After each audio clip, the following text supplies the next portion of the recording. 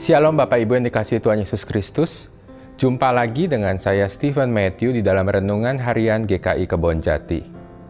Tema renungan kita hari ini adalah panggilan untuk ikut menderita.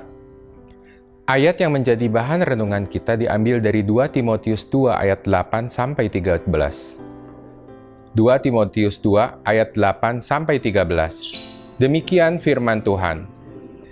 Ingatlah ini, Yesus Kristus yang telah bangkit dari antara orang mati, yang telah dilahirkan sebagai keturunan Daud, itulah yang kuberitakan dalam Injilku. Karena pemberitaan Injil inilah aku menderita, malah dibelenggu seperti seorang penjahat. Tetapi firman Allah tidak terbelenggu. Karena itu aku sabar menanggung semuanya itu bagi orang-orang pilihan Allah, supaya mereka juga mendapat keselamatan dalam Kristus Yesus dengan kemuliaan yang kekal. Benarlah perkataan ini. Jika kita mati dengan Dia, kita pun akan hidup dengan Dia. Jika kita bertekun, kita pun akan ikut memerintah dengan Dia. Jika kita menyangkal Dia, Dia pun akan menyangkal kita. Jika kita tidak setia, Dia tetap setia, karena Dia tidak dapat menyangkal dirinya. Ayat yang tadi kita baca merupakan bagian dari pasal 2 yang diberi judul Panggilan untuk ikut menderita. Paulus menulis ayat 8-13 ini ketika dirinya berada dalam penjara. Keadaan Paulus tentu tidak baik-baik saja. Bukan hanya menderita fisik karena berada dalam penjara, tetapi Paulus juga menderita secara emosional, karena baru saja Paulus dikhianati oleh beberapa jemaat di Asia Kecil. Hal ini dapat kita baca di pasal 1 ayat 15. Selain mengalami pengkhianatan, sepertinya Paulus juga tahu pasti bahwa akhir hidupnya sudah dekat. Di pasal 4 ayat 6, Paulus mengatakan, "Mengenai diriku, darahku sudah mulai dicurahkan sebagai persembahan, dan saat kematianku sudah dekat." Kembali ke pasal 2 ayat 9, kita tahu Paulus menyadari bahwa seluruh penderitaan yang dia alami diakibatkan dari pemberitaan Injil yang dia lakukan. Paulus mengatakan, "Karena pemberitaan Injil inilah aku menderita, malah dibelenggu seperti seorang penjahat." Namun, bukannya kapok memberitakan Injil, Paulus malah memberi nasihat kepada Timotius untuk mengikuti teladannya dalam memberitakan Injil, bahkan untuk ikut menderita. Seperti penderitaan seorang prajurit yang sedang berjuang, yang tidak memusingkan diri sendiri, tetapi berusaha untuk membuat dirinya berkenan kepada komandannya. Injil yang Paulus beritakan yaitu Yesus Kristus telah bangkit dari antara orang mati. Jika kita mati dengan Dia, kita pun akan hidup dengan Dia. Jika kita bertekun, kita pun akan ikut memerintah dengan Dia. Jika kita menyangkal Dia, Dia pun akan menyangkal kita. Rupanya inilah yang menjadi kekuatan Paulus menghadapi semua penderitaannya. Untuk dapat hidup dengan Tuhan, manusia harus mematikan egonya. Roma 6 ayat 3 dan 4 menegaskan hal ini. Atau tidak tahukah kamu bahwa kita semua yang telah dibaptis dalam Kristus telah dibaptis dalam kematiannya? Dengan demikian, kita telah dikuburkan bersama-sama dengan Dia oleh baptisan dalam kematian, supaya sama seperti Kristus telah dibangkitkan dari antara orang mati oleh kemuliaan Bapa, demikian juga kita akan hidup dalam hidup yang baru. Paulus tidak hanya melakukan pemberitaan Injil, tetapi Paulus juga menghidupi Injil yang dia beritakan. Yang menarik kita cermati adalah ayat 12b dan ayat 13. Paulus mengatakan, "Jika kita menyangkal Dia, Dia pun akan menyangkal kita. Jika kita tidak setia, Dia tetap setia karena Dia tidak dapat menyangkal dirinya.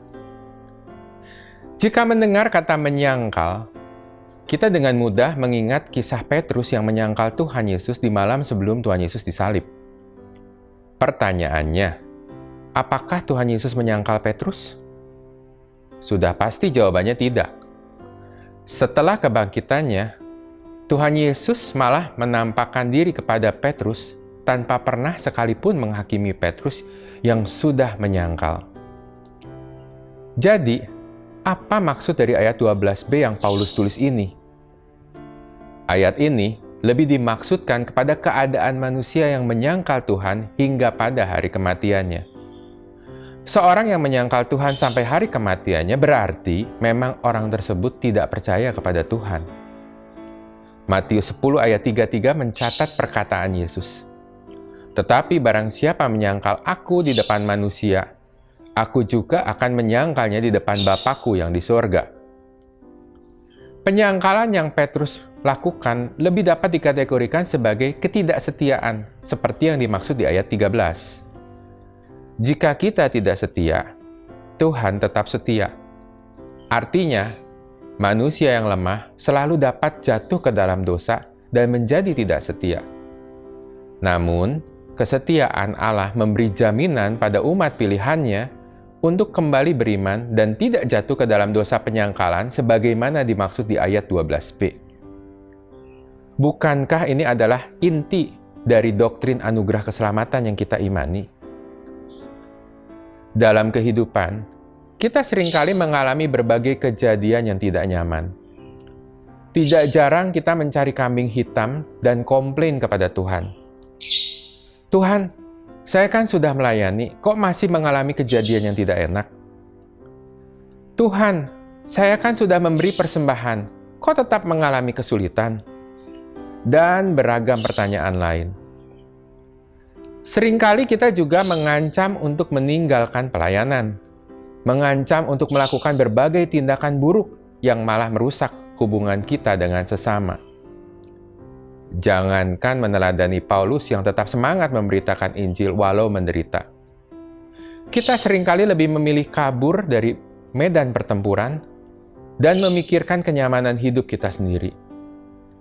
Padahal, penderitaan yang kita alami belum sampai mengancam jiwa. Tetapi kita dengan cepat memutuskan untuk meninggalkan Tuhan dan pelayanan.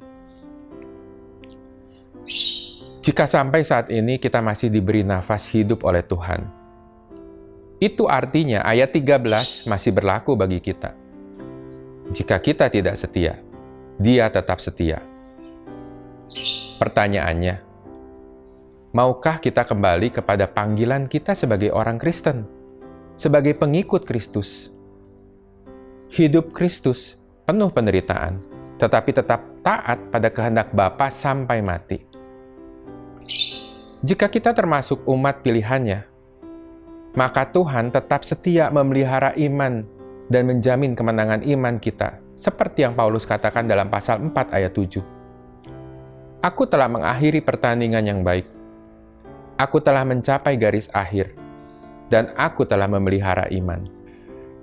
Kita perlu memohon belas kasihan Allah agar kita tidak termasuk ke dalam golongan manusia yang digambarkan Paulus di ayat 12b. Yang sampai mati tetap menyangkal Tuhan. Tuhan Yesus sendiri mengatakan, tetapi barang siapa menyangkal aku di depan manusia, aku juga akan menyangkalnya di depan Bapa-Ku yang di sorga. Renungan hari ini mengingatkan kita untuk ikut menderita dalam mengikut Yesus.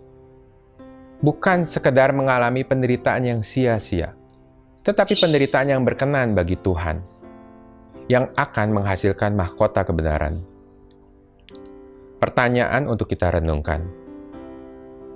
Setelah kita mengalami banyak kekecewaan dan penderitaan dalam hidup, masihkah kita mau melayani Tuhan dan menjadi saksinya? Demikian renungan kita hari ini. Tuhan Yesus memberkati kita semua.